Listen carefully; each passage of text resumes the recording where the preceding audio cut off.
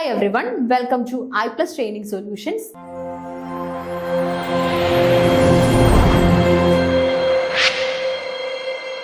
ഇന്നത്തെ വീഡിയോയിലൂടെ നമ്മൾ ഡിസ്കസ് ചെയ്യാനായിട്ട് പോകുന്നത് ജൂൺ 2025 സംഘടിപ്പിച്ച നെറ്റ് ഇംഗ്ലീഷിന്റെ പഴയകാല ചോദ്യങ്ങളുടെ ഒരു അനാലിസിസ് ആണ്. ഓക്കെ, 95 ചോദ്യങ്ങളായിരുന്നു നമ്മൾ കംപ്ലീറ്റ് ചെയ്തത്. 96ാമത്തെ ചോദ്യത്തോടു കൂടിയാണ് ഇന്നത്തെ ക്ലാസ് നമ്മൾ സ്റ്റാർട്ട് ചെയ്യുന്നത്. റെഡി അല്ലേ? നോക്കിക്കോ. Read the following statements carefully and choose the correct ones. Okay, സ്റ്റേറ്റ്മെന്റുകൾ കൃത്യമായിട്ട് നമ്മൾ വായിക്കണം. വായിച്ചിട്ട് കറക്റ്റ് വൺസ് നമ്മൾ എന്ത് ചെയ്യണം? അതിൽ നിന്നും പിക്ക് ചെയ്യണം. നോക്കിയാലോ. Patrick White, Christina Stead and Robertson Davies are the famous Australian novelists. Okay, Patrick White, Christina Stead and Robertson Davies are the famous Australian novelists. ശരിയാണോ എന്നൊന്ന് നോക്കുക, ഒന്ന് മനസ്സിലാക്കി നോക്കുക. The notion of civilized barbarity. What you mean by barbarians? Uncivilized ആയിട്ടുള്ള ആൾക്കാരെയാണ് നമ്മൾ ബാർബറിയൻസ് എന്ന് വിളിക്കുന്നത്. ഓക്കെ, പ്രോപ്പർ എഡ്യൂക്കേഷൻ ഒന്നും കിട്ടിയിട്ടുണ്ടാവില്ല, അവർ കുറച്ച് അൺസിവിലൈസ്ഡ് ആയിട്ടായിരിക്കും ആക്ട് ചെയ്യുന്നത്. ഓക്കെ, അപ്പൊ നോഷൻ ഓഫ് സിവിലൈസ്ഡ് ബാർബറിറ്റി എന്ന് പറയുന്നത് and anticipated, okay, was anticipated in H. Rider Haggard's 1887 novel Alan Quatermain, in which civilization is said to be only savagery, silver guilt. Okay, a notion of civilized barbarity was anticipated in H. Rider Haggard's 1887 novel Alan Quatermain, in which civilization is said to be only savagery, silver guilt. Okay, novels like French Lieutenant's Women, Midnight Children and Waterland deconstruct traditional notions of history and subjectivity. Okay, അടുത്തത് O'Brien's Country Girls Trilogy and M.C. Gahan's The Dark, which were banned in Ireland, were published during 1980s. The trauma of the mid-century years accounts for the prevalence of dystopian elements in novels like A Clockwork Orange, അതുപോലെ തന്നെ ലനാർക്ക് and handmaids tail. Okay, അപ്പൊ ഇതെല്ലാം സ്റ്റേറ്റ്മെന്റുകളാണ്. 5 സ്റ്റേറ്റ്മെന്റുകളാണ് നമുക്ക് ഇവിടെ തന്നിട്ടുള്ളത്. ഏറ്റവും പ്രധാനപ്പെട്ട സ്റ്റേറ്റ്മെന്റുകളാണ് നമുക്ക് ഇവിടെ തന്നിട്ടുള്ളത്. ഇതിൽ നിന്നും കറക്റ്റ് സ്റ്റേറ്റ്മെന്റ്സ് ഉണ്ട് എങ്കിൽ നമ്മൾ പിക്ക് ചെയ്യണം. 4 ഓപ്ഷൻസും ദേ തന്നിട്ടുണ്ട്. The most appropriate answer from the options A, C and D ഉള്ളി. അതുപോലെ തന്നെ രണ്ടാമത്തത് എ, ബി ആൻഡ് ഡി ഉള്ളി. മൂന്നാമത്തത് ബി, സി ആൻഡ് ഇ ഉള്ളി. നാലാമത്തത് ബി, സി ആൻഡ് ഡി ഉള്ളി. Okay, A, C and D ഉള്ളി. രണ്ടാമത്തത് എ, ബി ആൻഡ് ഡി ഉള്ളി.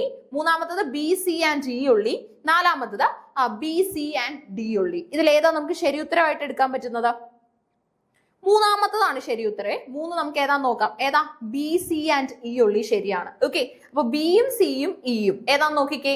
ബി പറയുന്നത് നോഷൻ ഓഫ് സിവിലൈസ്ഡ് ബാർബറിറ്റി എന്ന് പറയുന്നത് ആന്റിസിപ്പേറ്റ് ചെയ്തിട്ടുള്ളത് in H Rider's Haggard's 1887 novel Allan Quatermain. അതുപോലെ തന്നെ civilization is said to be only savagery, silver gilt എന്നാ പറഞ്ഞിട്ടുള്ളത്. ഓക്കെ, അപ്പൊ ഈ ആലൻ ക്വാർട്ടർമെയിനിന്റെ നോവലിനകത്തിൽ ഇത്തരത്തിലുള്ള ഐഡിയ ഡിസ്കസ് ചെയ്യപ്പെടുന്നുണ്ട് എന്നാണ് പറയുന്നത്. ഓക്കെ, ഇനി അടുത്ത നമുക്ക് വരുന്നത് സി ആണ് അല്ലെ. സി നോക്കിക്കേ. Novels like French lieutenant women, midnight children and Waterland deconstruct traditional notions of history and subjectivity. Okay, traditional notions of ഹിസ്റ്ററിയും സബ്ജക്ടിവിറ്റി ഒക്കെ ഇതിനകത്ത് നല്ല രീതിയിൽ ഡീൽ ചെയ്യുന്നുണ്ട്. അപ്പൊ ബിയും സിയുമായി ഇനി ഇ നോക്കണം അല്ലെ.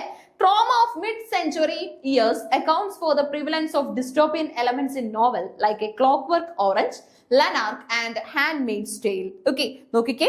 Trauma of the mid-century years accounts for the prevalence of the dystopian elements in novel like A Clockwork Orange, അതുപോലെ തന്നെ Lanark and also Handmaid's Tale. Okay, ഈ കാര്യങ്ങളാണ് ഇവിടെ പ്രൊവൈഡ് ചെയ്തിട്ടുള്ളത്. Okay, അപ്പം trauma of the mid-century years accounts for the prevalence of dystopian elements in novel like A Clockwork Orange and also Lanark and Handmaid's Tale. Okay, ഇത്രയും കാര്യങ്ങളാണ് correct ആയിട്ടുള്ളത്. നമുക്ക് എന്തായാലും അതിന്റെ എക്സ്പ്ലനേഷനും കൂടെ നോക്കണം. Well, Patrick White is a famous Australian novelist. Christina Stead and Robertson Davies are not primarily known as Australian novelists. Okay, അപ്പൊ ഇവിടെ നമുക്ക് ഒരു ഓപ്ഷൻ ഉണ്ടായിരുന്നല്ലോ പാട്രിക് വൈറ്റിനെ കുറിച്ച് പറയുന്നത്. ഏതായിരുന്നു? Patrick White, Christina Stead, Robertson Davies അല്ലെ. ഇവരെല്ലാം ഓസ്ട്രേലിയൻ നോവലിസ്റ്റുകളാണ് എന്നാണ് പറയുന്നത്. പക്ഷെ പാട്രിക് വൈറ്റ് ഓസ്ട്രേലിയൻ ആണ്, ബാക്കിയുള്ളവർ Australian നോവലിസ്റ്റുകളല്ല. Stead was Australian born but lived and wrote primarily in the United States and Britain. Davis was Canadian. Davis Canadian ആണ്. B incorrect ആവാനുള്ള reason എന്താണ്? The quote from Allan Quatermain is a good example of the concept of civilized barbarity. C correct ആണ്. The novels are known for their experimental narratives and challenges to conventional storytelling, studying including questioning historical narratives and nature of individual identity. D incorrect ആവാനുള്ള reason എന്താണ്? നോക്കിക്കേ, Edna O Brien's country girl trilogy and John McGahern's the dark were published in 1960s not 1950s. ഈ correct ആവാനുള്ള reason എന്താണ്? Trauma of the World War II and other mid-century events heavily influenced the themes of dystopian novels. Okay, അപ്പോൾ trauma of the World War II അതുപോലെ തന്നെ ബാക്കിയുള്ള mid century ഇവന്റുകളിനകത്തൊക്കെ തന്നെ influence നമുക്ക് കാണാൻ പറ്റുന്നത് ഡിസ്റ്റോപ്പിയൻ നോവലുകളുടെ ഇൻഫ്ലുവൻസ് ആണ്. ഓക്കെ, ഡിസ്റ്റോപ്പിയൻ നോവലുകൾ എന്ന് പറഞ്ഞാൽ എന്താണ്? റിയാലിറ്റിയുമായിട്ട് ബേസ് ചെയ്തിട്ടുള്ള നോവലുകളെയാണ് നമ്മൾ എന്തെന്ന് പറയുന്നത്? ഡിസ്റ്റോപ്പിയൻ നോവലുകൾ എന്ന് പറയുന്നത്. ഓക്കെ, ഡിസ്റ്റോപ്പിയൻ നോവലുകൾ എന്താണെന്ന് ചോദിച്ചു കഴിഞ്ഞാൽ റിയാലിറ്റിയുമായിട്ട് ബേസ് ചെയ്തിട്ടുള്ള നോവലുകളാണ് ഡിസ്റ്റോപ്പിയൻ നോവലുകൾ. ഓക്കെ, ഉട്ടോപ്പിയൻ നോവൽ എന്ന് പറഞ്ഞാൽ നമുക്കറിയാം അല്ലെ, ഉട്ടോപ്പിയ എന്ന് പറഞ്ഞാൽ ഇമാജിനറി ലാൻഡ് ആണ്. ഉട്ടോപ്പിയ എന്ന ഇമാജിനറി ലാൻഡിനെ കുറിച്ച് ഡീൽ ചെയ്യുന്ന നോവലുകളാണ് ഉട്ടോപ്പിയൻ നോവലുകൾ എന്ന് പറയുന്നത്. 97 നോക്കിയാലോ. Arrange the following stages of first language acquisition schedule in its chronological order. Okay, chronological ഓർഡറിൽ ഫസ്റ്റ് ലാംഗ്വേജ് നമ്മൾ അതായത് L1 അക്വയർ ചെയ്യുന്നതിന്റെ പല സ്റ്റേജുകളാണ് പറയുന്നത്. ഓക്കെ, ഒരു കുഞ്ഞ് L1 അക്വയർ ചെയ്ത് കഴിഞ്ഞാൽ നമുക്ക് കാണാൻ സാധിക്കുന്ന പല സ്റ്റേജുകൾ: the 2 word stage, telegraphic speech, 1 word stage, cooing, അതുപോലെ തന്നെ ബാബ്ലിംഗ്. ഓക്കെ, അപ്പൊ നോക്കിക്കേ, arrange the following stages of first language acquisition schedule in its chronological order. Chronological ഓർഡറിൽ നമ്മൾ ഇത് അറേഞ്ച് ചെയ്യാനാണ് പറഞ്ഞിരിക്കുന്നത്.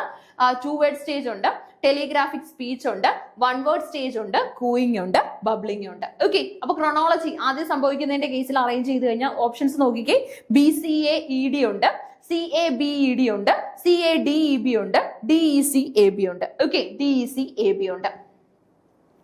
അപ്പൊ 4 കറക്റ്റ് ആയിട്ട് വരുന്നത്, DECAB. Okay, DECAB. ഡി നോക്കിക്കേ, കൂയിങ്, അതിനുശേഷം DEC ആണ് അല്ലെ. DE വരുമ്പം ബാബ്ലിംഗ്, C വരുമ്പം ദ 1 വേർഡ് സ്റ്റേജ്, A വരുമ്പം 2 വേർഡ് സ്റ്റേജ്, ലാസ്റ്റ് ആണ് B വരുന്നത് ടെലിഗ്രാഫിക് സ്റ്റേജ് അല്ലെ. അപ്പൊ കൂയിങ്, ബാബ്ലിംഗ്, 1 വേർഡ് സ്റ്റേജ്, അതുപോലെ തന്നെ 2 വേർഡ് സ്റ്റേജ്, അവസാനം ടെലിഗ്രാഫിക് സ്പീച്ച്. ടെലിഗ്രാഫിക് സ്പീച്ച് എന്ന് പറഞ്ഞാൽ നമുക്ക് കൃത്യമായിട്ട് മനസ്സിലാവുന്ന രീതിയിൽ അല്ലെ കാര്യങ്ങളെ മനസ്സിലാക്കി സന്ദർഭോചിതമായിട്ട് സന്ദർഭത്തിന് അനുസൃതമായിട്ട് സംസാരിക്കാൻ സാധിക്കുന്നതിനെയാണ് ടെലിഗ്രാഫിക് സ്പീച്ച് എന്ന് പറയുന്നത്. ഓക്കെ, ടെലിഗ്രാഫിക് സ്പീച്ചിന്റെ ഒരു സ്റ്റേജ് നമുക്ക് വരുന്നുണ്ട്. എക്സ്പ്ലനേഷൻ നോക്കാം. The correct chronological order of the first language acquisition stage is B, cooing, E, bubbling, C, the 1 word stage, അതുപോലെ തന്നെ the 2 word stage, telegraphic speech. Okay, അപ്പൊ cooing എന്ന് പറഞ്ഞാൽ ഇതൊരു early stage ആണ് where infants make vowel sounds like O and A. Okay, കുഞ്ഞ് കുട്ടികൾ ഉണ്ടാക്കുന്ന സൗണ്ടുകൾ O, A സൗണ്ടുകളാണ്. ബാബ്ലിംഗ് എന്ന് പറഞ്ഞാൽ ഇത് എന്താണ്? കൂയിങ് കഴിഞ്ഞു വരുന്ന സ്റ്റേജ് ആണ് where infants start producing consonant vowel combinations like Baba, dada. Okay, അതായത് അമ്മ, അച്ഛ അല്ലെങ്കിൽ മമ്മ, ഡാഡ എന്നൊക്കെ വിളിക്കുന്ന ഒരു സ്റ്റേജിലേക്ക് കുഞ്ഞു വന്നു അല്ലെ. അപ്പം ആദ്യം വവൽ സൗണ്ടുകളായിട്ടുള്ള O, A സൗണ്ട്, കോൺസണന്റിനേക്കാളും മുമ്പ് കുഞ്ഞിന്റെ വായിലെത്തുന്ന സൗണ്ട് വവലായിരിക്കും. പെട്ടെന്ന് ഗ്രാസ്പ് ചെയ്യാൻ പറ്റുന്ന സൗണ്ടുകളാണ് വവൽ സൗണ്ടുകൾ എന്ന് പറയുന്നത്. ഓക്കെ, അപ്പൊ കൂയിങ്ങിന് ശേഷം ബബ്ലിംഗിലെത്തി, ബാബ, ഡാഡ ഒക്കെ പറയാൻ തുടങ്ങി. 1 വേർഡ് സ്റ്റേജ് എത്തിയപ്പോൾ എന്ത് സംഭവിച്ചു? ഹോളോഫ്രേസ്റ്റിക് സ്റ്റേജ് ആയിട്ട് മാറി. ഓക്കെ, ഹോളോഫ്രേസ്റ്റിക് സ്റ്റേജ് ആയിട്ട് മാറി. Around 12 months infant starts using single words to convey meaning. Okay, meaning പറയാനായിട്ട് സിംഗിൾ വേർഡുകളൊക്കെ ഉപയോഗിച്ചു തുടങ്ങി. 2 വേർഡ് സ്റ്റേജ് എന്ന് പറഞ്ഞാൽ 18 മുതൽ 24 മാസം വരെയുള്ള ഒരു കാലമാണ്. ഓക്കെ, അപ്പം 12 മാസം വരെ ഒരു സ്റ്റേജ്, 18 മുതൽ 24 വരെ വരുമ്പോൾ അടുത്ത stage. Children begin combining 2 words to form simple phrases like want, cookie. Okay, want, cookie പോലെയുള്ള വേർഡ്സ് ഒക്കെ തന്നെ യൂസ് ചെയ്യാനായിട്ട് തുടങ്ങി. ഇനി അടുത്ത സ്റ്റേജ് വരുമ്പോൾ ടെലിഗ്രാഫിക് സ്പീച്ച് ആണ്. 2 മുതൽ 3 വയസ്സ് വരെയാണ്. Children use short grammatically simple sentences like daddy go work or want play toy. Okay, അപ്പം ടെലിഗ്രാഫിക് സ്പീച്ച് എന്ന് പറഞ്ഞാൽ കേട്ടാൽ മനസ്സിലാവും അല്ലെ, ഡാഡി ഗോ വർക്ക്. മീനിങ് ഫുള്ളും ഗ്രാമാറ്റിക്കലി കറക്റ്റ് ഒന്നും അല്ല എന്നാൽ പോലും. Okay, want play toy. അപ്പൊ ഇങ്ങനെയുള്ള കാര്യങ്ങളൊക്കെ തന്നെ ഡിമാൻഡ് സാറ്റിസ്ഫൈ ചെയ്യുന്ന രീതിയിൽ സംസാരിച്ചു തുടങ്ങാനായിട്ട് കുഞ്ഞ് കേപ്പബിൾ ആവും. ഓക്കെ, അപ്പൊ ഇത് നല്ലൊരു ചോദ്യമാണ്. നമ്മുടെ കുട്ടികളുടെ പല സ്റ്റേജുകൾ ചോദിക്കാറുണ്ട്. ഈ ഒരു ചോദ്യം കണ്ടപ്പോൾ തന്നെയാണ് മറ്റൊരു ചോദ്യത്തിന്റെ സാധ്യത നമ്മൾ മനസ്സിലാക്കുന്നത്, ലെക്ക് ആൻഡ് മിറർ സ്റ്റേജ്. ഓക്കെ, ഇങ്ങനെയുള്ള കാര്യങ്ങളൊക്കെ ചോദിക്കാനുള്ള സാധ്യത വളരെ കൂടുതലാണ്. അപ്പൊ അത് നമ്മൾ ഒട്ടും തള്ളിക്കളയരുത്, എപ്പോഴും അത് പഠിച്ചു വെക്കേണ്ട കാര്യങ്ങളാണ് കേട്ടോ. Arrange the following stages of first language acquisition schedule in chronological ഓർഡറിൽ cooing, babbling, one word stage, two word stage. One വേർഡിന്റെ ശേഷം ടു വേർഡ് ആണെന്ന് നമുക്ക് ഒരു പരിധി വരെ മനസ്സിലാവും. പിന്നെ ടെലിഗ്രാഫിക് സ്പീച്ച്. ഓക്കെ,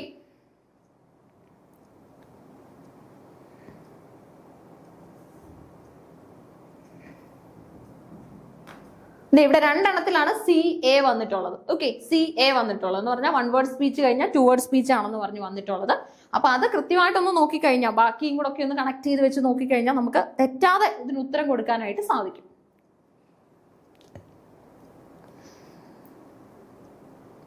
തൊണ്ണൂറ്റെട്ട്, which of the following critics are associated with Frankfurt School of German intellectuals? Okay, അപ്പം ഏത് ക്രിട്ടിക്സ് ആണ് ഫ്രാങ്ക്ഫർട്ട് സ്കൂൾ ഓഫ് ജർമ്മൻ ഇന്റലക്ച്വൽസുമായിട്ട് ബന്ധപ്പെട്ടുള്ളത്? Okay, Walter Benjamin, Laura Mulvey, Travis Henderson, Max Horkheimer, Leo Lowenthal. Okay, അപ്പൊ which of the following critics are associated with Frankfurt School of German intellectuals? Okay, Walter Benjamin, Laura Mulvey, Travis Henderson, Max Horkheimer, അതുപോലെ തന്നെ Leo Lowenthal. Okay, choose the most appropriate answer from the options given below. തന്നതിൽ നിന്നും ഏറ്റവും appropriate ആയിട്ടുള്ള answer നമ്മൾ കണ്ടെത്താനെന്ന് നോക്കിക്കേ.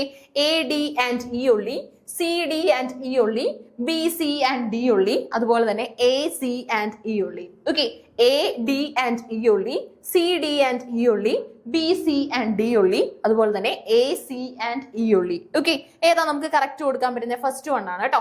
AD and E only ആണ് correct answer ആയിട്ട് വരുന്നത്. AD and E only. Okay, AD and E only. A എന്ന് പറയുമ്പോൾ വാൾട്ടർ ബെഞ്ചമിൻ, D എന്ന് പറയുമ്പോൾ മാക്സ് ഹോക്കിമർ, D എന്ന് പറയുമ്പോൾ AD and E എന്ന് പറയുമ്പോൾ Leo Lowenthal. Okay, which of the following critics are associated with Frankfurt School of German intellectuals? Frankfurt School of German intellectuals ആയിട്ട് ബന്ധപ്പെട്ടതുള്ളത് ഏതാണ്? എയും ഡിയും ഇയും ആണ് അല്ലെ. എ എന്ന് പറയുമ്പോൾ വാൾട്ടർ ബെഞ്ചമിൻ, ഡി എന്ന് പറയുമ്പോൾ മാക്സ് ഹോക്കിമർ, ഇ എന്ന് പറയുമ്പോൾ Leo Lowenthal. Okay, Leo Lowenthal. ഈ നാല് എന്താണ് ക്രിട്ടിക്സിനെ നമുക്ക് കാണാനായിട്ട് സാധിക്കും. explanation നോക്കാം. Walter Benjamin was a key figure associated with Frankfurt School known for his work on aesthetics and historical materialism. Okay, aesthetics and historical materialism ഒക്കെ തന്നെ നമ്മുടെ വാൾട്ടർ ബെഞ്ചമിന്റെ ഏറ്റവും പ്രധാനപ്പെട്ട ബുക്കുകളാണ്. മാക്സ് ഹോക്കിമർ എന്ന് പറഞ്ഞു കഴിഞ്ഞാൽ ഒരു ഡയറക്ടറാണ്. Okay, for the Institute of Social Research in Frankfurt and a central figure in the development of critical theory. Critical തിയറിയുടെ ഒക്കെ ഡെവലപ്മെന്റിലുള്ള ഒരു സെൻട്രൽ ഫിഗർ കൂടെയാണ്. ലിയോ ലെവൻതാളിന്റെ പ്രത്യേകത ഒരു മെമ്പറാണ് ഫ്രാങ്ക്ഫർട്ട് സ്കൂളിന്റെ, known for his work on the sociology of literature and mass culture. Okay, അപ്പൊ ഇനി എന്തുകൊണ്ടാണ് ബാക്കിയുള്ള ആൻസേഴ്സ് തെറ്റാവുന്നതെന്ന് ചോദിച്ചു കഴിഞ്ഞാൽ, ലോറ മെൽവേ നോക്കുവാണെങ്കിൽ ഒരു പ്രോമിനന്റ് ഫിലിം തിയറിസ്റ്റ് ആണ്. Okay, not associated with Frankfurt School. Frankfurt School of തോട്ടുമായിട്ട് കണക്ഷൻ ഒന്നുമില്ല. Her work on the male gaze is more closely linked to feminist film theory and psycho analytical approaches. Okay, male gaze എന്നതുകൊണ്ട് ഉദ്ദേശിക്കുന്നത് നമ്മൾ look ചെയ്യുന്നതും guys ചെയ്യുന്നതും തമ്മിൽ വ്യത്യാസമുണ്ട്. Guys എന്ന് പറഞ്ഞ ഒരു സെക്ഷൽ ലുക്കാണ്. ഓക്കെ, അതായത് through or having sexual thought if A person looks at A lady, അതിനെ നമുക്ക് ഗെയ്സ് എന്ന് പറയാൻ പറ്റും. ഓക്കെ, കുറെ നേരം ഒരു വ്യക്തിയെ തന്നെ നോക്കിയിരിക്കുന്നതെങ്കിൽ ഗെയ്സ് ആണ്. ഇനി അടുത്ത നോക്കിക്കേ, നമുക്ക് അടുത്തതായിട്ട് വരുന്നത് നമ്മുടെ ട്രാവിസ് ഹെൻഡർസൺ ആണ്. Not a recognized figure in critical theory or Frankfurt School. Okay, critical തിയറിയിലും ഫ്രാങ്ക്ഫർട്ട് സ്കൂളിലും ഒന്നും അത്ര അങ്ങോട്ട് റെക്കഗ്നൈസ്ഡ് ആയിട്ടുള്ള വ്യക്തി അല്ല. ഓക്കെ, അപ്പൊ എന്തായാലും നമുക്ക് അടുത്ത ക്വസ്റ്റ്യൻ നോക്കാം. The term remainder has been first used by. Okay, remainder എന്ന ടേം ആദ്യമായി യൂസ് ചെയ്തത് ആരാണ്? റിമൈൻഡർ എന്ന ടേം ആദ്യമായി യൂസ് ചെയ്തത് ആരാണ്? Okay, the term remainder was first used by Giorgio Agamben, Guy Debord, അതുപോലെ തന്നെ Jacques Derrida, H Habermas. Okay, Giorgio Agamben, Guy Debord, അതുപോലെ തന്നെ നമുക്ക് ജാക്വസ് ഡെറീഡ ഉണ്ട്, ജെ ഹാബർമാസ് ഉണ്ട്. Okay, the term reminder has been first used by. Reminder എന്ന് പറയുന്ന term ആദ്യമായി യൂസ് ചെയ്തത് ആരാണ്? ജോർജിയോ അഗംബെൻ, ഗൈ ഡിയോബോർഡ്, ജാക്വസ് ഡെറീഡ, അതുപോലെ തന്നെ ജെ ഹാബർമാസ്. ഓക്കെ, ശരി ഉത്തരം വരുന്നത് ഏതാണ്? ശരി ഉത്തരം വരുന്ന 3 ആണ് കേട്ടോ. 3 എന്ന് പറയുമ്പോൾ ജാക്വസ് ഡെറീഡ. ജാക്വസ് ഡെറീഡയാണ് ആദ്യമായിട്ട് റിമൈൻഡർ എന്ന് പറയുന്ന ടേം ഉപയോഗിച്ചത്. ഓക്കെ, റിമൈൻഡർ എന്ന് പറയുന്ന ടേം ആദ്യമായി ഉപയോഗിച്ചത് ആരാന്ന് ചോദിച്ചു കഴിഞ്ഞാൽ ജാക്വസ് ഡെറീഡയാണ്. ജാക്വസ് ഡെറീഡയാണ് ഈ ഒരു ടേം ഉപയോഗിച്ചത്. The term remainder in the context of literary and philosophical discourse was first used by Jacques Derrida. Okay, അപ്പോൾ philosophical and അതുപോലെ തന്നെ critical discourse, literary and philosophical discourse ആദ്യമായിട്ട് റിമൈൻഡർ എന്ന് പറയുന്ന ടേം ഉപയോഗിച്ചത് ആരാന്ന് ചോദിച്ചു കഴിഞ്ഞാൽ ജാക്വസ് ഡെറീഡയാണ്. ഓക്കെ, ഡെറീഡയാണ് ആദ്യമായി ഈ ടേം ഉപയോഗത്തിൽ കൊണ്ടുവരുന്നത്. അടുത്ത ക്വസ്റ്റ്യൻ നോക്കാം. Who is of the opinion that the concept of ideology is the most important conceptual category in cultural studies. Okay, നോക്കിക്കേ, who is of the opinion that the concept of ideology is most important conceptual category in cultural studies? Okay, cultural studiesലെ ഏറ്റവും important ആയിട്ടുള്ള conceptual കാറ്റഗറിയാണ് ideology എന്ന് opinion പറഞ്ഞത് ആരാണ്? Okay, cultural സ്റ്റഡീസിലെ ഏറ്റവും important ആയിട്ടുള്ള concept ആണ് ideology എന്ന് ഒപ്പീനിയൻ പറഞ്ഞത് ആരാണ്? James carry, Graeme tuner, Raymond Williams, അതുപോലെ തന്നെ നമ്മുടെ പാവറോട്ടി. ഓക്കെ, നോക്കിക്കേ, ജെയിംസ് ക്യാരി, ഗ്രൈം ടേണർ, ഒപ്പം തന്നെ നമുക്ക് റേമണ്ട് വില്യംസ് ഉണ്ട്, പാവറോട്ടി ഉണ്ട്. ഓക്കെ, ആരാണ് ഐഡിയോളജി എന്ന് പറയുന്നത് കൾച്ചറൽ സ്റ്റഡീസിലെ ഓക്കെ ഏറ്റവും ഇമ്പോർട്ടന്റ് ആയിട്ടുള്ള പോയിന്റ് ആണ് എന്ന് പറഞ്ഞത്? Okay, who is of the opinion that the concept of ideology is the most important concept category in cultural studies? Okay, cultural studiesലെ ഏറ്റവും ഇമ്പോർട്ടന്റ് ആയിട്ടുള്ള കോൺസെപ്റ്റ് കാറ്റഗറി ആണ് ഐഡിയോളജി എന്ന ഒപ്പീനിയൻ വെച്ചത് ആരാണ്? ഓക്കെ, റൈറ്റ് ആൻസർ വരുന്നത് 2 ആണ്, Graeme tuner. Okay, Graeme tuner ആണ് നമുക്ക് ഇപ്പം ഗ്രൈം ട്യൂണർ ആണ് അതിന്റെ ആൻസർ ആയിട്ട് വരുന്നത്, ഗ്രൈം ട്യൂണർ. ഓക്കെ, എക്സ്പ്ലനേഷൻ നോക്കിയാൽ the opinion that ideology is the most important conceptual category in cultural studies is held by Graham Turner. Okay, Graham Turner ആണ് ഈ ഒരു ഐഡിയ പറഞ്ഞത്. The opinion that ideology is the most important conceptual category in cultural studies. Cultural studiesലെ ഏറ്റവും important ആയിട്ടുള്ള category ആണ് എന്ന് പറഞ്ഞത് tuner ആണ്. Okay, tuner. അപ്പൊ നോക്കിക്കേ, ക്വസ്റ്റ്യൻ ഒന്നുകൂടെ നോക്കാം. Who is of the opinion that the concept of ideology is most important conceptual category in cultural studies? Okay, cultural studiesലെ ഏറ്റവും ഇമ്പോർട്ടന്റ് ആയിട്ടുള്ള കോൺസെപ്ച്വൽ കാറ്റഗറി ആണ്, കോൺസെപ്റ്റ് ആണ് ഐഡിയോളജി എന്ന് പറഞ്ഞത് ആരാണ്? ഓക്കെ, റൈറ്റ് ആൻസർ വന്നത് ഗ്രൈം ട്യൂണർ ആണ് കേട്ടോ, ഗ്രൈം ട്യൂണർ. 101 നോക്കാം. Which of the following is not a kind of literary research? Okay, literary researchന്റെ ഒരു കൈൻഡ് അല്ലാത്തത് ഏതാണ്? ഏത് യൂണിറ്റിൽ നിന്നാ? യൂണിറ്റ് 10 ആണ് കേട്ടോ. ലിറ്റററി റിസർച്ചിന്റെ ഒരു കാറ്റഗറിയിൽ ഉൾപ്പെടാത്തത് ഏതാണ്? Which of the following is not a kind of literary research?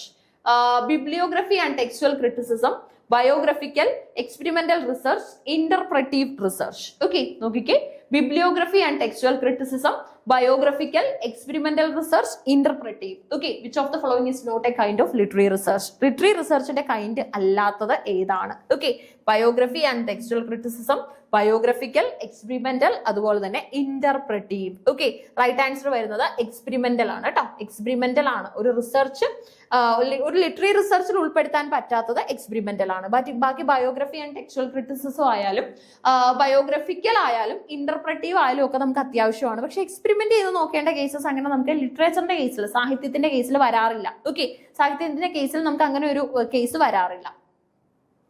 അപ്പൊ നമുക്ക് ഇതിനകത്ത് ഉൾപ്പെടുത്തേണ്ടാത്തത് 3 ആണ്, എക്സ്പെരിമെന്റൽ ആണ്. Okay, experimental research is not a form of literary research. Literary research includes methods like bibliography, textual criticism, biographical studies and interpretive analysis of literary text. Okay, അപ്പോൾ experimental research എന്ന് പറഞ്ഞാൽ not a form of literary research ആണ്. Literary researchനകത്ത് include ചെയ്യപ്പെടുന്നത് bibliography, textual criticism, biographical studies, അതുപോലെ തന്നെ interpretive analysis of literary textകളാണ് കേട്ടോ. അല്ലാതെ നമുക്ക് എന്താണ് ഈ എക്സ്പെരിമെന്റൽ റിസർച്ച് അതിനകത്ത് വരുന്നില്ല. ബാക്കി പറഞ്ഞിട്ടുള്ള കാര്യങ്ങളെല്ലാം ഇതിൽ ഇൻക്ലൂഡഡ് ആണ്.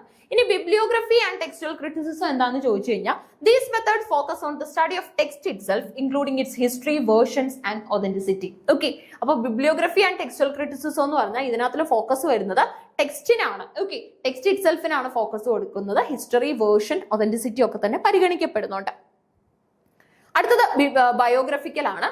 This involves researching the life and experiences of the author and how that may have influenced their work. Okay, അപ്പോൾ ബയോഗ്രഫിക്കൽ എന്ന് പറഞ്ഞു കഴിഞ്ഞാൽ this involves researching the field and experiences of the author. Okay, ഓതറിന്റെ field ഏതാണ്, experiences ഏതൊക്കെയാണെന്ന് നമ്മൾ research ചെയ്യുന്നു and how that may have influenced their work. Okay, അതായത് അവരുടെ പ്രീവിയസ് എക്സ്പീരിയൻസും കാര്യങ്ങളും ഒക്കെ ആയിരിക്കുമല്ലോ അവരെ ഏറ്റവും കൂടുതൽ ഇൻഫ്ലുവൻസ് ചെയ്തിട്ടുള്ളത്. ആ കാര്യങ്ങൾക്ക് നമ്മൾ പ്രയോറിറ്റി കൊടുക്കുന്നു. Okay, this involves researching the life and experiences of the author. ഓതറിന്റെ ലൈഫിനും എക്സ്പീരിയൻസസിനും നമ്മൾ പ്രയോറിറ്റി കൊടുക്കുന്നു and how that may have influenced there work. Okay, അവരുടെ വർക്കിനെ അത് എങ്ങനെയാണ് ഇൻഫ്ലുവൻസ് ചെയ്യുന്നതെന്ന് നമ്മൾ നോക്കുന്നു.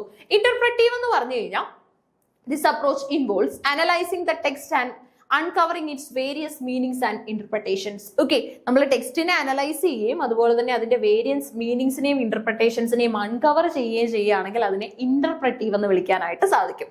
എക്സ്പെരിമെന്റൽ റിസർച്ച് എന്ന് പറഞ്ഞാൽ ഒരു മെത്തേഡാണ് used primarily in scientific fields, okay, to test hypothesis through controlled experiments. Controlled experimentsലൂടെ ഒക്കെ തന്നെ നമ്മൾ ഹൈപ്പോത്തിസിസ് ഒക്കെ ടെസ്റ്റ് ചെയ്യുന്ന ഒരു ടൈപ്പ് ഓഫ് റിസർച്ചിനെ നമുക്ക് എക്സ്പെരിമെന്റൽ റിസർച്ച് എന്ന് പറയാനായിട്ട് സാധിക്കും. പ്രത്യേകം അവർ പറഞ്ഞിട്ടുണ്ട് സയന്റിഫിക് ഫീൽഡുകളിലാണ് ഇത് നടക്കുന്നത്. എവിടെയാണ് നടക്കുന്നത്? സയന്റിഫിക് ഫീൽഡുകളിലാണ് നമുക്കിത് കാണാൻ സാധിക്കുന്നത്. Okay, therefore experimental research is not a standard part of literary research. Literary റിസർച്ചിന്റെ ഒരു സ്റ്റാൻഡേർഡ് പാർട്ട് എന്താണ് അല്ല എന്തെന്ന് പറയുന്നത് എക്സ്പെരിമെന്റൽ റിസർച്ച് എന്ന് പറയുന്നത്. ഓക്കെ, അപ്പം which of the following is not an experimental literary research? Answer വരുന്നത് എക്സ്പെരിമെന്റൽ റിസർച്ച് ആണ്. ബിബ്ലിയോഗ്രഫി ആൻഡ് ടെക്സ്ച്വൽ ക്രിറ്റിസിസം ആയാലും ബയോഗ്രഫിക്കൽ ആയാലും ഇന്റർപ്രറ്റീവ് ആയാലും ഒക്കെ തന്നെ എന്തിൽ ഉൾപ്പെടുന്നതാണ്? ലിറ്റററി റിസർച്ചിൽ ഉൾപ്പെടുന്നതാണ്. ഒരെണ്ണം മാത്രമാണ് ഉൾപ്പെടാത്തത്, അത് ബയോഗ്രഫിക്കൽ ആണ്.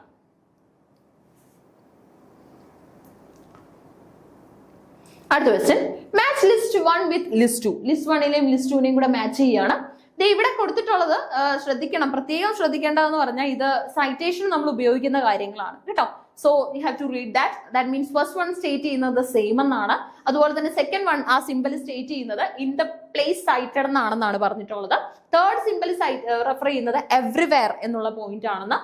ഡി പറയുന്നത് പാസം ആണ്. ഓക്കെ, പാസ്യം എന്നുള്ളതാണ്. പാസ്യം സ്റ്റേറ്റ് ചെയ്യുന്നത് ആൻഡ് ദ ഫോളോയിങ് എന്നുള്ളതാണ്. ഓക്കെ, അപ്പൊ നമുക്ക് ഈ ഒരു കോഡുകൾ, അതായത് റിസർച്ച് ചെയ്യുന്ന സമയത്ത് നമ്മൾ എല്ലാ കാര്യങ്ങളും എഴുതി മാത്രമല്ല അല്ലെങ്കിൽ ടൈപ്പ് ചെയ്ത് മാത്രമല്ല നമ്മൾ എന്താണ് എക്സ്പാൻഡഡ് ടൈപ്പിംഗ് നമ്മൾ എലിമിനേറ്റ് ചെയ്യാറുണ്ട്.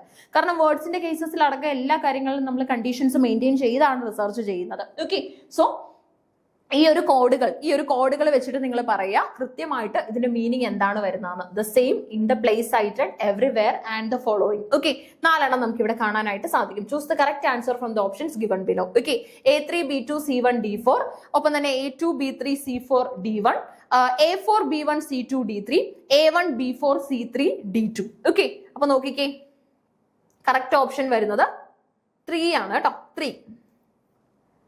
ഇനി 3 വെച്ചൊന്ന് നോക്കിക്കേ, A3, അതായത് എവ്രിവെയർ എന്നുള്ളത് സ്റ്റേറ്റ് ചെയ്യുന്നത് എ ആണെന്ന്. Okay, sorry, A3 B2 C1 D4, A2 B3 C4 D1, A4 B1 C2 D3, A1 B4 C3 D2 അല്ലേ? അപ്പൊ ഇത് പ്രകാരം നമുക്ക് എന്ത് മനസ്സിലാക്കാം? A3, ഓക്കെ, 3 ആണ് കറക്റ്റ് വരുന്നത്. A4, okay, and the following എന്ന് സ്റ്റേറ്റ് ചെയ്യുന്നത് ഫസ്റ്റ് വൺ ആണ്. ഇനി അടുത്ത് നോക്കിക്കേ, B1, ഓക്കെ, അതായത് ദ സെയിം എന്ന് സ്റ്റേറ്റ് ചെയ്യുന്നത് B ആണ്. ഓക്കെ, ഇനി അടുത്ത് നോക്കിക്കേ, 2, അതായത് നമ്മുടെ നെക്സ്റ്റ് വൺ ഇല്ലേ, that means in the place cited എന്ന് സ്റ്റേറ്റ് ചെയ്യുന്നത് ഇതാണ്, C ആണ്. ഡി സ്റ്റേറ്റ് ചെയ്യുന്നത് എന്താണ്? നോക്കിക്കേ, എവ്രിവെയർ. ഓക്കെ, അതായത് എല്ലായിടത്തും ഉള്ളതാണ്, കോമൺ ആണ്. എവ്രിവെയർ കോമൺ എന്ന് സ്റ്റേറ്റ് ചെയ്യാനായിട്ട് PASSIM ഇട്ടാൽ മതി. ഓക്കെ, PASSIM ഇട്ടാൽ മതി. ഓക്കെ, അപ്പൊ ഈ ഒരു രീതിയിലൊക്കെ നമ്മൾ എന്ത് ചെയ്യേണ്ടതായിട്ട് വരും? സൈറ്റേഷൻസ് ചെയ്യേണ്ടതായിട്ട് വരും റിസർച്ച് ചെയ്യുന്ന സമയത്ത്. സോ റിസർച്ചിലേക്ക് 9 യൂണിറ്റ് കഴിഞ്ഞ് നമ്മൾ 10ാം യൂണിറ്റിലേക്ക് എത്തുന്ന സമയത്ത് റിസർച്ച് ചെയ്യാനും കൂടെ നമ്മൾ അങ്ങ് പഠിച്ചു പോവാണ് അല്ലെ? കാരണം നെറ്റും JRF ഒക്കെ കിട്ടിക്കഴിഞ്ഞാൽ പിന്നെ നമുക്ക് ഇതിനു വേണ്ടി പ്രിപ്പയർ ചെയ്യാൻ പ്രത്യേകിച്ച് ഒരു കോച്ചിങ് ഒന്നുമില്ല. കാരണം നെറ്റ് ക്രാക്ക് ചെയ്ത് കഴിഞ്ഞാൽ യു ആർ എന്താണ് എലിജിബിൾ എന്നുള്ളതാണ് നമ്മൾ സ്റ്റേറ്റ് ചെയ്യുന്നത് അല്ലെ? JRF കിട്ടിക്കഴിഞ്ഞാൽ നിങ്ങൾ റിസർച്ച് ചെയ്യാൻ എലിജിബിൾ ആണ്. ആ സമയത്ത് ഇങ്ങനെയുള്ള കാര്യങ്ങളെല്ലാം നമ്മൾ അറിഞ്ഞിരിക്കണം. അതിന്റെ ഒരു പരീക്ഷണാർത്ഥമാണ് ശരിക്കും പറഞ്ഞാൽ നെറ്റ് പരീക്ഷയ്ക്ക് ഇങ്ങനെയുള്ള ചോദ്യങ്ങൾ സൈറ്റേഷനും ഒക്കെ ആയിട്ട് ബന്ധപ്പെട്ട് വരാനായിട്ട് തുടങ്ങിയത്. അങ്ങനെ ഇല്ലായിരുന്നു, കോമൺ അല്ലായിരുന്നു. പക്ഷെ ഒരു 1-2 സൈക്കിളായിട്ട് പിന്നെ കുറച്ച് ഒരു 2 ഇയേഴ്സ് ബാക്കിലുള്ള പഴയ ക്വസ്റ്റ്യൻ പേപ്പറിനകത്തും കണ്ടിട്ടുണ്ട്. പിന്നെ നമുക്ക് ഇതങ്ങ് സൈറ്റേഷൻ ചോദ്യങ്ങൾ അധികം കാണാതെയായി. അപ്പൊ നമ്മൾ എന്നാലും 10ാമത്തെ യൂണിറ്റ് പഠിക്കുന്ന സമയത്ത് കുട്ടികളോട് പറയാറുണ്ട് സൈറ്റേഷനിൽ നിന്ന് ഇങ്ങനെയുള്ള കാര്യങ്ങൾ ചോദിക്കും, സാധ്യത കൂടുതലാണ്, അത് നോക്കി വെക്കാതെ പോവരുതെന്ന് പറയാറുണ്ട്. എന്നാൽ പോലും സിഗ്നിഫിക്കൻസും കൂടെ നമ്മൾ മനസ്സിലാക്കണം. ഓക്കെ, അപ്പൊ ഈ കാര്യങ്ങളൊന്നും ഓർത്തോണേ, സിഗ്നിഫിക്കന്റ് ആണ് ഓരോന്നും. A4 എന്ന് പറയുമ്പോൾ കണ്ടല്ലോ, ആൻഡ് ദ ഫോളോയിങ് എന്ന് ഇങ്ങനെ കാണിച്ച് സ്റ്റേറ്റ് ചെയ്താൽ മതി. B1 ഇല്ലേ, ദ സെയിം എന്ന് കാണിക്കാനായിട്ട് ഈ ഒരു കോഡ് ഉപയോഗിക്കാം. C2 എന്ന് പറയുമ്പോൾ ഇൻ ദ പ്ലേസ് സൈറ്റഡ് എന്ന് കാണിക്കാൻ ഈ ഒരു പോയിന്റ് ഉപയോഗിക്കാം. D3 ഇല്ലേ, എവ്രിവെയർ എന്ന് കാണിക്കാനായിട്ട് PASSIM എന്നുള്ളത് സ്റ്റേറ്റ് ചെയ്യാൻ പറ്റും. ഓക്കെ, ഫസ്റ്റ് വൺ പറയുന്നത് and the following. Okay, it's used in citations to refer to the page or section immediately following the cited one. Cited വണ്ണിന് ശേഷം വരുന്ന തൊട്ടപ്പുറത്തായിട്ട് വരുന്ന പേജ്. ഓക്കെ, ഇനി അടുത്ത നോക്കിക്കേ, it means same. It's used in citations to indicate some same source as the one previously cited. അതായത് already നമ്മൾ site ചെയ്തിട്ടുള്ളതാണ്, എപ്പോഴും അതുകൊണ്ടാണ് സൈറ്റേഷൻ കൊടുക്കാത്തത്. പ്ലാജറിസത്തിന് ഒരിക്കലും കാരണമാവാൻ പാടില്ല. ഓൾറെഡി സൈറ്റഡ് ആയതുകൊണ്ടാണ് പിന്നെ അത് കൊടുത്തിട്ടില്ലാത്തത് എന്ന് കാണിക്കുന്നതാണ്. ഓക്കെ, ഇനി അടുത്തത് നമുക്ക് നോക്കിക്കേ, ഷോർട്ട് ഓർ ലോക്കോ സൈറ്റേറ്റോ ഉണ്ട്, means in the place cited. This used in citations to refer back to the same page or passage of a previously mentioned work. Okay, ഏതെങ്കിലും ഒരു വർക്കിന്റെ അല്ലെങ്കിൽ ഏതെങ്കിലും ഒരു പാസേജിന്റെ സെയിം പേജ് തന്നെയാണ് എന്ന് കാണിക്കാനായിട്ട് പ്രീവിയസ്ലി മെൻഷൻ, ഓൾറെഡി നമ്മൾ ഒരു 2-3 പേജിന് അപ്പുറത്ത് ഇത് മെൻഷൻ ചെയ്തിട്ടുണ്ടായിരിക്കും, പിന്നെ ഇപ്പോഴായിരിക്കും നമ്മൾ ഇത് യൂസ് ചെയ്യുന്നത്.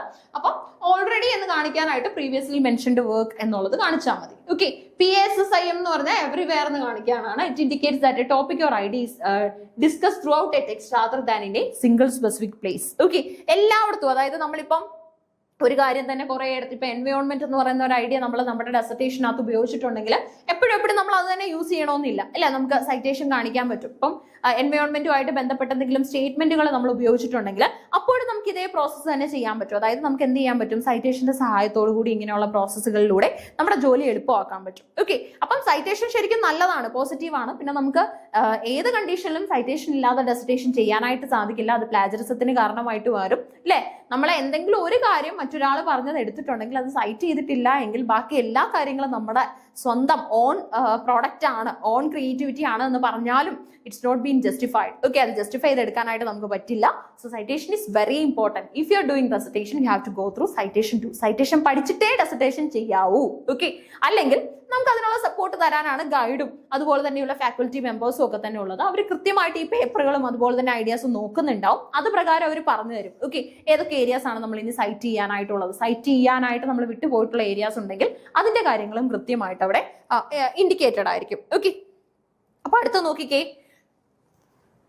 ടെറിറ്ററൈസേഷൻ. Okay, territorialisation is a term given by. അപ്പൊ ടെറിറ്റോറിയലൈസേഷൻ എന്ന് പറയുന്ന ടേം ആര് കൊണ്ടുവന്നതാണ്? ഒരു ജോഗ്രഫിക്കൽ ഐഡിയ പറയാൻ വേണ്ടിയുള്ളതാണ്.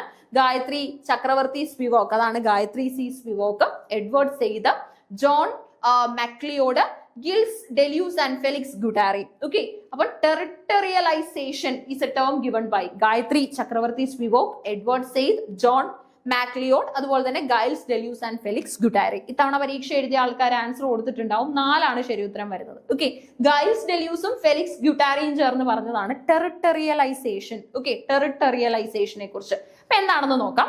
ടെറിറ്റോറിയലൈസേഷൻ എന്ന് പറഞ്ഞാൽ most strongly associated with Gilles Deleuze and Guattari. Okay, while the term has been used by others in different contexts including historians and geographers, Deleuze and Guattari are credited with developing it into a key concept with their philosophical framework. Okay, അപ്പം ഒരുപാട് ആൾക്കാർ ഉപയോഗിച്ചിട്ടുണ്ടെങ്കിലും ടെറിറ്റോറിയലൈസേഷന് കൃത്യമായിട്ട് ഒരു എക്സ്പ്ലനേഷനും അതിന്റെ യൂസേജും ഒക്കെ കൊടുത്തത് ഡെലൂസും ഗുട്ടാരിയുമാണ്. In their work, they discuss territorialization or deterritorialization and reterritorialization. 3 ടേമുകളാട്ടോ ഒരാൾ കൊണ്ടുവന്നതാണ്. As fundamental process involved in formation and transformation of social and cultural spaces. ഇല്ലേ, നമ്മുടെ കൾച്ചർ എടുത്താലും നമ്മുടെ സൊസൈറ്റി എടുത്താലും ഒക്കെ തന്നെ അവിടെ ടെറിറ്റോറിയലൈസേഷൻ എന്ന് പറയുന്ന ഒരു കാര്യം നടക്കുന്നുണ്ട്. ഓക്കെ, കാരണം നമ്മളൊക്കെ തന്നെ ഏത് സ്പിയറിലാണോ ഉള്ളത്, ഏത് ഏരിയയിലാണോ, ജോഗ്രഫിക്കൽ സ്പിയറിലാണോ ഉള്ളത്, അതിന്റെ റിഫ്ലക്ഷൻ നമ്മളിൽ ഇങ്ങനെ വന്നുകൊണ്ടേയിരിക്കും. Okay, therefore the correct answer is Giles Deleuze and Felix Guattari. Okay, ഒരിക്കലും നമ്മുടെ സൊസൈറ്റിയിൽ നിന്ന് അല്ലെങ്കിൽ നമ്മുടെ ജോഗ്രഫിക്കൽ ഏരിയയിൽ നിന്ന് നമുക്ക് ഒത്തിരി ഏലിയനേറ്റ് ആവാൻ പറ്റത്തില്ല. നമ്മുടെ ഭാഷ, നമ്മുടെ വസ്ത്രം, നമ്മുടെ സംസാര രീതി, ഭാഷ തന്നെ, ഓക്കെ, നമ്മുടെ ഭക്ഷണം, ഇതൊക്കെ തന്നെ നമ്മുടെ ടെറിട്ടറിയും കൂടെ ഡിസൈഡ് ചെയ്യുന്നത്. ഓക്കെ, നമ്മുടെ എൻവയോൺമെന്റും ഉന്നത്തൊക്കെ ഇതിന് ഒരുപാട് റോള് ഉണ്ട്. നമ്മുടെ എൻവയോൺമെന്റ് ഒക്കെ തന്നെ നമ്മൾ എടുക്കുന്ന അല്ലെങ്കിൽ നമ്മൾ വിയർ ചെയ്യുന്ന കാര്യങ്ങൾ അല്ലെങ്കിൽ നമ്മൾ ഈറ്റ് ചെയ്യുന്ന കാര്യങ്ങളിലൊക്കെ തന്നെ ഒരുപാട് റോള് വഹിക്കാറുണ്ട്. കാരണം നമ്മുടെ ലാൻഡിൽ നമുക്ക് സുലഭമായി കിട്ടുന്ന കാര്യങ്ങൾ നമ്മൾ കൂടുതലായിട്ട് നമ്മുടെ ഫുഡ് ഹാബിറ്റ്സിൽ യൂസ് ചെയ്യാറുണ്ട്. ഇങ്ങനെയുള്ള കാര്യങ്ങളൊക്കെ തന്നെ നടക്കാറുണ്ട്. ഓക്കെ, അപ്പം ടെറിറ്റോറിയലൈസേഷൻ അതിൽ കൃത്യമായിട്ട് ഡെലൂസും ഗുട്ടാരിയും ഈ ഐഡിയയെ കുറിച്ച് പറയുകയും ചെയ്യുന്നുണ്ട്. ഓക്കെ, അപ്പൊ ഇത്രയും കാര്യങ്ങളാണ് ഈ ഒരു ക്വസ്റ്റ്യനിലൂടെ നമുക്ക് മനസ്സിലാക്കാനായിട്ട് ഉണ്ടായിരുന്നത്. ടെറിറ്റോറിയലൈസേഷൻ വളരെ ഇമ്പോർട്ടന്റ് ആയിട്ടുള്ള ഒരു കോൺസെപ്റ്റ് ആയിട്ട് നമ്മൾ മനസ്സിലാക്കി വെക്കണം. ഓക്കെ, അപ്പൊ റിമൈനിങ് ക്വസ്റ്റ്യൻസ് അടുത്ത വീഡിയോയിൽ ഉണ്ടായിരിക്കും. Thank you all of U.